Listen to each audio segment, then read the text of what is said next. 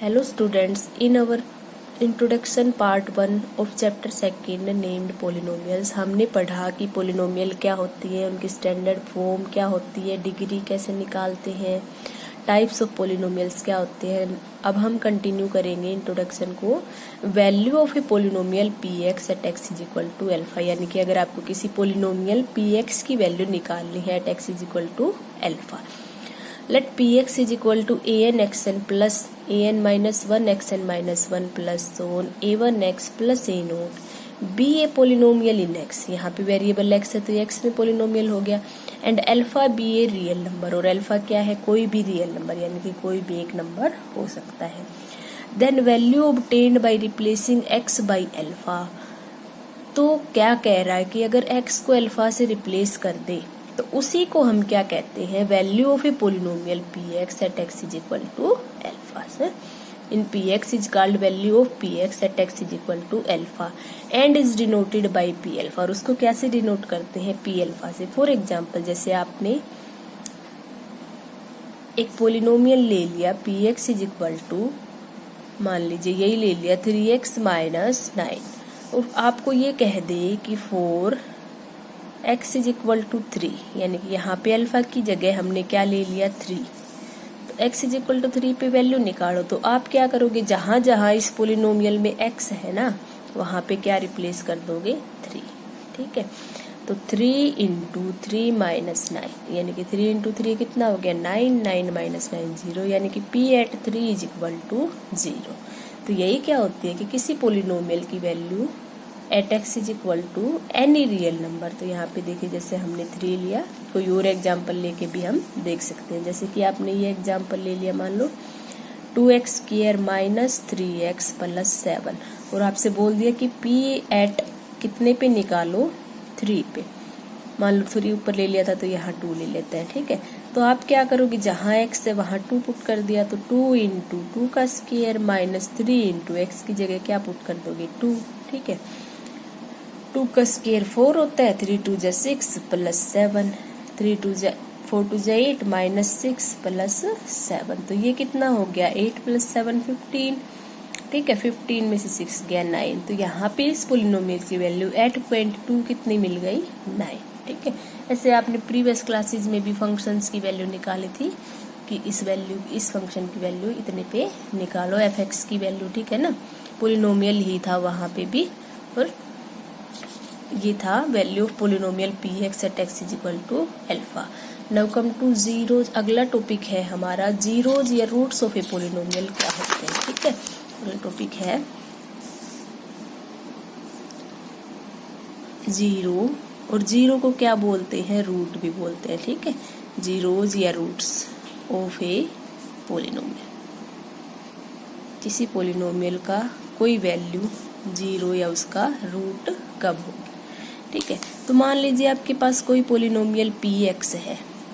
ठीक है, तो किसी नंबर अल्फा को इस पोलिनोमियल पी एक्स का रूट कब कहेंगे, अगर p at alpha is equal to 0, यानी कि कोई रियल नंबर किसी पोलिनोमियल का रूट कब कहलाता है, जब वो उस पोलिनोमियल की वैल्यू को किसके बराबर ले आए, 0 के बराबर। समझ रहे हो, यानी कि value of the variables which make the polynomial 0, यानी कि जब हम उसमें x की जगह उस वैल्यू को पुट कर दें तो वो पोलिनोमियल 0 हो जाए, तो उसी को क्या बोलते हैं, 0 या फिर root of that polynomial. Clear. मान लीजिए आपके पास एक पोलिनोमियल है p x is equal to x minus 6। ठीक है, तो यहाँ पे देखिए अगर हम x की जगह 6 पुट कर दे, यानी कि p एट 6 इसको बोल लेंगे is equal to 6 minus 6 is equal to 0 आ गया ना, यानी कि हम क्या कहेंगे 6 इज ए रूट या फिर 0 of polynomial p x is equal to x minus 6। Clear. मान लीजिए आपने एक और एग्जाम्पल ले लिया p x is equal to 2x plus 5, ये ले लिया। ठीक है, तो यहाँ पे देखिए अगर p एट x की जगह आपने पुट कर दिया मान लो 5 बाई माइनस 5 बाई 2, तो यहाँ पे हो जाएगा 2 इंटू माइनस 5 बाई 2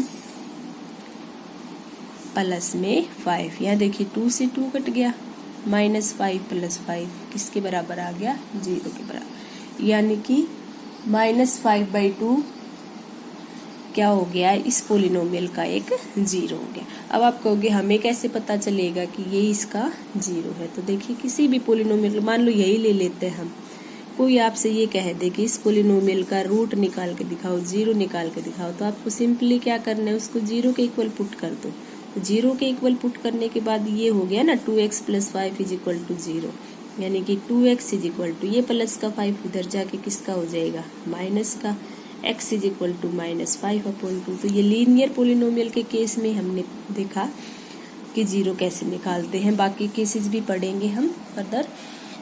तो यहाँ पे ये था कि किसी वैल्यू को उसका पोलिनोमियल का जीरो या फिर रूट कब कहेंगे। ठीक है, नाउ हम आगे करेंगे इंटीग्रल जीरोज क्या होते हैं किसी पोलिनोमियल के। Integral zeros of a polynomial. Integral मतलब इंटीजर वैल्यू, ठीक है ना। इस टाइप के क्वेश्चन में क्या है, मान लीजिए आपके पास f(x) या p(x) कोई एक पोलिनोमियल है, ठीक है, जिसके कोफिशिएंट क्या है, विद इंटीग्रल कोफिशिएंट, यानी कि कोफिशिएंट में क्या होनी चाहिए, केवल इंटीजर वैल्यू होनी चाहिए। ठीक है, और जो लीडिंग कोफिशिएंट होता है ना, लीडिंग कोफिशिएंट यानी कि लीडिंग कोफिशिएंट समझ रहे हो, पहली टर्म का जो कोफिशिएंट होता है, बताया भी था पहले, वो क्या हो, 1। तो जो उसकी कांस्टेंट टर्म है ना,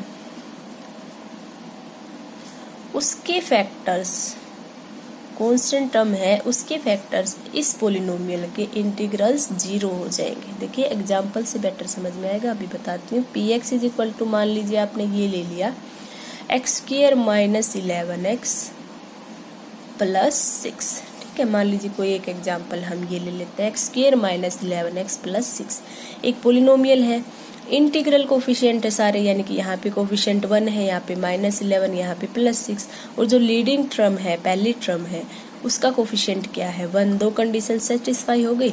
तो मैं क्या कह रही थी कि इसका जो फैक्टर्स है वो इस कांस्टेंट टर्म के क्या होंगे, फैक्टर्स। ठीक है, इसकी जो इंटीग्रल जीरो है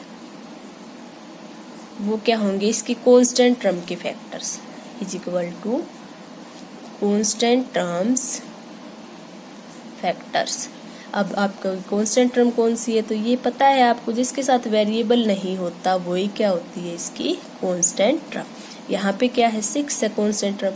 6 के फैक्टर्स क्या क्या होते हैं, फैक्टर मतलब जो इसको डिवाइड करे, +-1, +-2, +-3, +-6। 6 के सारे फैक्टर्स हो गए, आपको सारे लेने हैं, नेगेटिव भी और पॉजिटिव भी। तो यहाँ पे क्या कह रही हूँ कि इस पोलिनोमियल के जो इंटीग्रल्स जीरो होंगे वो यही हो सकते हैं, +-1, +-2, +-3, +-6, जो किसके फैक्टर्स हैं, उसके कांस्टेंट टर्म के फैक्टर्स। तो this was about integral zero जो पोलिनोमियल। कोई एक और एग्जांपल भी आप लेके दे सकते हैं। मान लो इसी में आपने ये ले लिया x³ - 5x² + 11x + 5। यहाँ पे कांस्टेंट टर्म क्या है, 5। तो कोई आपसे पूछ ले कि इस पोलिनोमियल के क्या बताओ इंटीग्रल जीरोज क्या क्या हो सकते हैं वो बताओ। तो इसके फैक्टर्स क्या क्या होंगे, 5 के फैक्टर्स +-1 और +-5, दो यही फैक्टर होंगे चारों। ठीक है, तो इसके इंटीग्रल जीरोज क्या हो सकते हैं, इसके कांस्टेंट टर्म के फैक्टर्स। ठीक है, नाउ एक और है कि rational zeros of a polynomial क्या होते हैं। ठीक है, वो क्या है, देखिए rational zeros of a polynomial. देखिए कोई एक एग्जाम्पल ले लेते हैं, इसमें आपको एक ऐसा एग्जाम्पल लेना है, मान लीजिए आपने एक पोलिनोमियल ले लिया f(x), जिसमें यहाँ पे क्या होना चाहिए, इंटीग्रल कोफिशिएंट्स होने चाहिए। कोफिशिएंट कैसे होने चाहिए, इंटीग्रल कोफिशिएंट, और लीडिंग टर्म का कोफिशिएंट 1 भी हो सकता है, अदर देन 1 भी हो सकता है। ठीक है, मान लीजिए आपने ये ले लिया 2x³ - 3x² - 17x +30। तो रेशनल जीरो का मतलब जीरो किस फॉर्म में होंगे, p/q की फॉर्म में, और वो भी किस में होंगे, इन लोवेस्ट फॉर्म या फिर इन सिंपलेस्ट फॉर्म। ठीक है, सिंपलेस्ट फॉर्म पता है ना, सबको पता है। ठीक है, लोवेस्ट फॉर्म में। तो यहाँ पे देखिए p और q की आपको इसकी वैल्यू लिमिट करनी है और वो कहाँ से होगी वो मैं बताती हूँ आपको, ठीक है। देखिए इसमें ये जो है ये लीडिंग कोफिशिएंट होता है, इसको हम A1 बोल देते हैं। ये जो होता है वो कांस्टेंट होता है और कांस्टेंट को क्या बोल देते हैं A0, ठीक है। मान लीजिए इसको हमने क्या बोल दिया A1 और इसको क्या बोल दिया, पहली है ना तो AN बोल देते हैं, ठीक है। AN A1 तो ये वाला होता है, A0 क्या हो गया 30, ठीक है। तो यहाँ पे जो ये P है ना, अगर रेशनल रूट्स है तो ये P क्या होगा, इसकी वैल्यू लिमिटेड होंगी टू फैक्टर्स ऑफ A0 यानी कि कांस्टेंट टर्म, और यहाँ पे कांस्टेंट टर्म क्या है 30। और जो Q है इसकी वैल्यू लिमिटेड होगी टू फैक्टर्स ऑफ कौन सी AN, और यहाँ पे AN की वैल्यू क्या है 2। देखिए इसका मतलब क्या है वो बताते हैं आपको। यानी कि अगर इस पोलिनोमियल के आपको रेशनल रूट्स लेने हैं तो वो रेशनल रूट्स का क्या होंगे P/Q अगर ले लिया तो P की वैल्यू किसके फैक्टर्स में से आएगी, कांस्टेंट टर्म के फैक्टर्स में से, और Q की वैल्यू आएगी limited to the leading coefficient यानी कि AN। मान लीजिए यहाँ पे देखिए 30 के फैक्टर्स क्या क्या होते हैं, +-1 इससे भी डिवाइड होता है, +-2 +-3 +-5 से भी होता है, +-6 +-10 +-15 और +-30। ये सारे हमने किसके फैक्टर्स लिख लिए 30 की। और 2 के क्या होते हैं +-1 और +-2, इतने हो गए। तो यहाँ पे अगर इस पोलिनोमियल के आपको P/Q टाइप के रूट्स लिखने हैं, यानी कि आप बोल सकते हो पॉसिबल रेशनल रूट्स, तो वो क्या होंगे। देखिए P तो किसके लिए था, अब न्यूमरेटर में तो P है ना, तो P किसके लिया था कांस्टेंट टर्म के फैक्टर्स के लिए। तो सबसे पहले आप कांस्टेंट टर्म का फैक्टर लिया आपने +-1 अपोन में Q किसके फैक्टर लेने हैं AN के, तो +-1 के अपोन में +-1 करेंगे तो +-1 ही रहेगा, +-1 के अपोन में +-2 कर सकते हैं, ठीक है। एक ये हो गया, दोनों हो गए अपोन में इसकी। सिमिलरली हम क्या करेंगे +-2 के अपोन में अगर +-1 करेंगे तो वही आएगा +-2 +-3 +-5, यानी कि एक एक बार तो हम इनको लिख सकते हैं। +-15 अगर 1 से डिवाइड करेंगे तो ये सारे फैक्टर्स एज इट इज आ जाएंगे। 2 से डिवाइड करेंगे तो ये देखिए 1 बन जाएगा, ये क्या बन जाएगा +-3/2, ये क्या बन जाएगा +-5/2, ये क्या बन जाएगा जब 2 से डिवाइड करेंगे तो 3 आ जाएगा ना, और वो हम ऑलरेडी कंसीडर कर चुके हैं। +-10 को 2 से डिवाइड करेंगे तो +-5 आएगा, वो भी कंसीडर कर चुके। +-15 को 2 से डिवाइड करेंगे तो क्या आएगा +-15/2, +-30 को 2 से डिवाइड करेंगे तो 15 आ गया। तो